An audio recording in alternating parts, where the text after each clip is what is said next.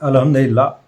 दोस्तों और बुजुर्गों, आप सभी को पता है कि पाचोरा के पास अंतुरली खुर्द गांव में 12 फरवरी को जुबैर खान पर जानलेवा हमला हुआ था और उन्हें बहुत गंभीर स्वरूप से मारकर जलगांव लाया गया था। जलगांव में उनका सीटी स्कैन करने के बाद उनको एक खासगी हॉस्पिटल में एडमिट किया गया, लेकिन आपने देखा कि 12 तारीख को मारने के बाद भी 13 तारीख की शाम को पाचोरा पुलिस स्टेशन में 55/24 की एफआईआर दाखिल होती है और 324 आईपीसी लगाया जाता है, जबकि सीटी स्कैन का रिपोर्ट क्लियर कट है 12 तारीख को भी और 13 तारीख को भी, और वो 307 न लगाते हुए पुलिस 326 लगाती है और 16 तारीख की शाम को जुबैर का इंतकाल हो जाता है।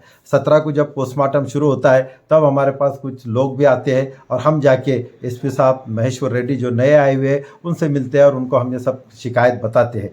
वो शिकायत सुनने के बाद हमें इतना कॉन्फिडेंस के साथ ये देते हैं कि आप मुझ पे भरोसा करिए, आप अपने जो डेड बॉडी है उसको आप ताबे में लो और उसका आप विधिवत आप उसका दफन विधि करो। मैं उन चारों आरोपियों को निष्पन्न करूंगा और चारों आरोपियों को जल्द से जल्द सलाखों के अंदर करूंगा। आप मुझ पे भरोसा करिए। इस कॉन्फिडेंस के साथ उन्होंने हमको कहा था, हमने उन पे पूरा भरोसा किया और वहाँ से निकल के हमने शनिचर के दिन अपने डेड बॉडी को अपना दफनाया। और इतवार के दिन देखें आपने कि रात में ही एसपी साहब ने डीवाईएसपी येरुडे साहब और एपीआई सुंदर रेड्डी साहब को इसे इंस्ट्रक्शन दिया, ऐसी कड़क भाषा में कहा कि उन्होंने आरोपियों को ढूंढ कर लाया और कल के दिन जलगांव पाचोरा की कोर्ट में हाजिर किए और पाचोरा कोर्ट ने वो चारों आरोपियों को 5 दिन का पुलिस कस्टडी रिमांड पे भेज दिया है। ये पांचों आरोपी में जो मेन आरोपी थे वो तो हम सबको पता थे कि वो दोनों बाप और बेटे थे जिन्होंने ये झगड़ा किया था और जिन्होंने मारा था।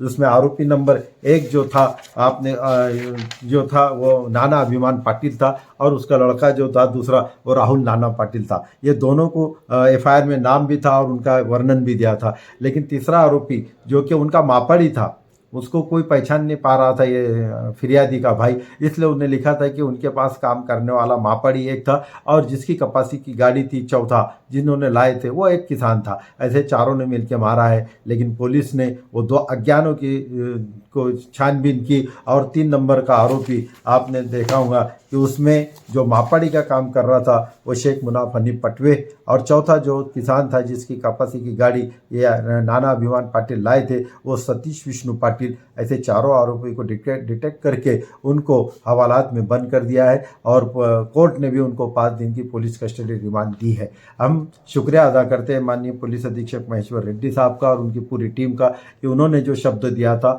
उसका पालन किया। और अब हम चाहेंगे कि माननीय पुलिस अधीक्षक से फिर आपके जरिए से रिक्वेस्ट करेंगे कि इनको जल्द से जल्द इनका चार्जशीट कोर्ट में पेश किया जाए और कड़क से कड़क उनको सजा हो, इसके लिए कोशिश की जाए।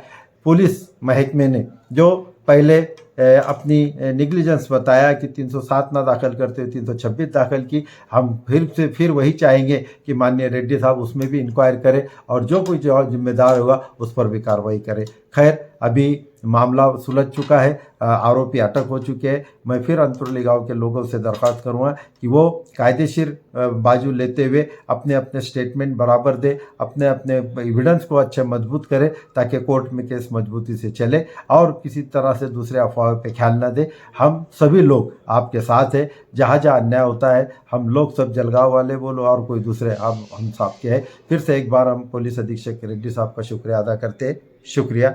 फारूक शेख, सदर, जलगांव जिला मुस्लिम मनियार बिरादरी।